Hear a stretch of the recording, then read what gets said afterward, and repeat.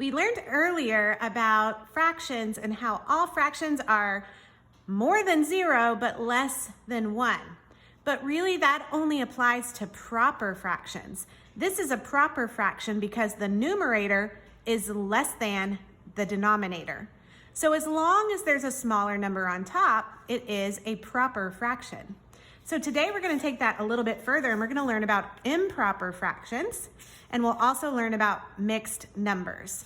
So what you need to do is cut out your notes and glue them on the next blank page.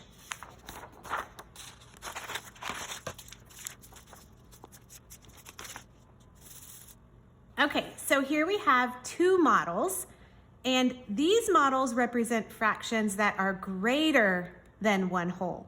If you look at it, you can see that it's more than one. We have this whole one, this whole one, this whole one, and some more. So this is 3 1/4.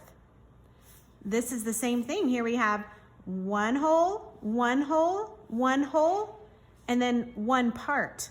So this is also 3 and 1 extra part.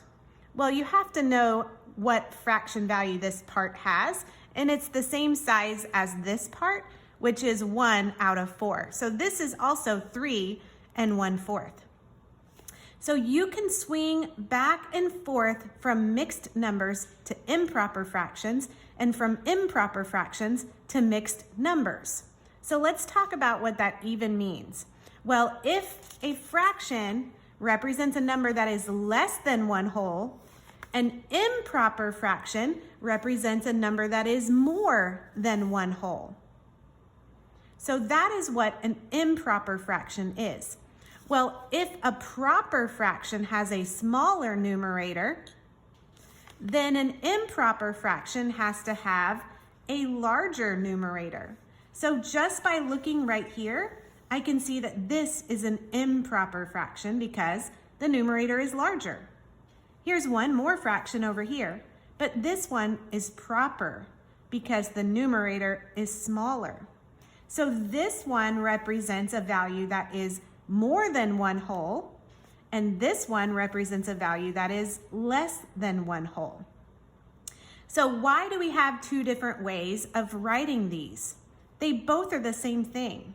So let's look at this one, 13/4. Well, it's an improper fraction, but what does that mean? What is that 13 and where is it coming from? Well, the 13 is the number of parts. If we look back at our model, we can count them up. 1, 2, 3, 4, 5, 6, 7, 8, 9, 10, 11, 12, 13. There are 13 parts that are the size of 1/4. This one too. 1, 2, 3, 4, 5, 6, 7, 8, 9, 10, 11, 12, 13. There are 13 parts if we count them all. So an improper fraction deals with the parts. So it says use when you want to focus on the parts. If we just want to know the parts, we can count the parts. There are 13 of them. But remember, the denominator never changes because the denominator represents the number of parts in one of those wholes. See how this is a whole? How many parts are in this whole? 4. So the denominator always, this is very important to learn, they always represent the number of parts in one of the wholes. So a mixed number is different even though it's the same value. So believe it or not, 13/4 and 3 1/4 are the exact same. So if someone said, how much candy do you want? And your options were 13/4 of it or 3 1/4 of it, you would be getting the same exact amount. They're exactly the same. But a mixed number comes in handy when you want to focus on the wholes. And if you see this, you can see that both of our models have 3 wholes, and both of our models have a little bit more there and a little bit more here.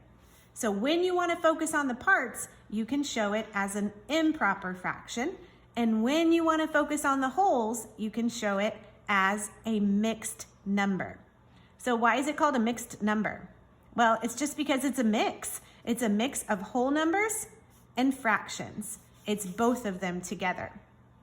All right, so in the bottom of our directions, it says that we are gonna label these lines with these words. So in this diagram right here, we're going to label what the 13 represents. Well, the 13 represents the total number of parts. So we're gonna write that right here. Total number of parts. That's what this 13 represents.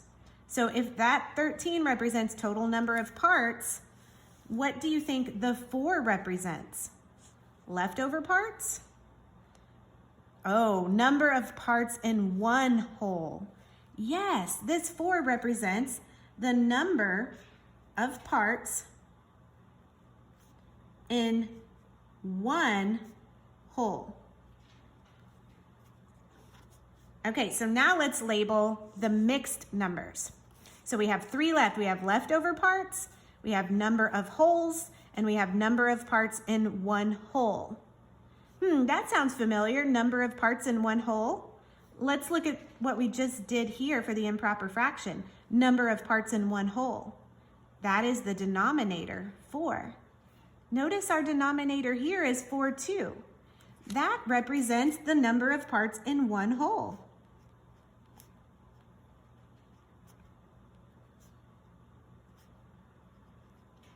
So whether you want to represent in an improper fraction or a mixed number, your denominator is always going to represent the number of parts in one whole. So I'm going to scratch that off. Now we have 2 things left. We have something pointing at the 3 and we have something pointing at the 1. So what does this 3 represent? The leftover parts or the number of wholes? Well, let's look at our model. What do you think 3 represents? It's the number of wholes.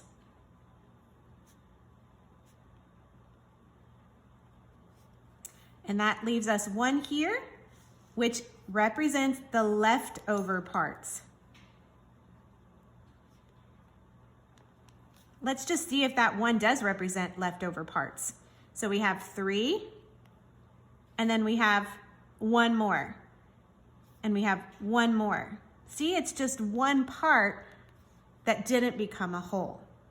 So learning the difference between an improper fraction and a mixed number is really important, and pretty soon we'll learn how you can take an improper fraction and turn it into a mixed number, or you can take a mixed number and turn it into an improper fraction. See you next time.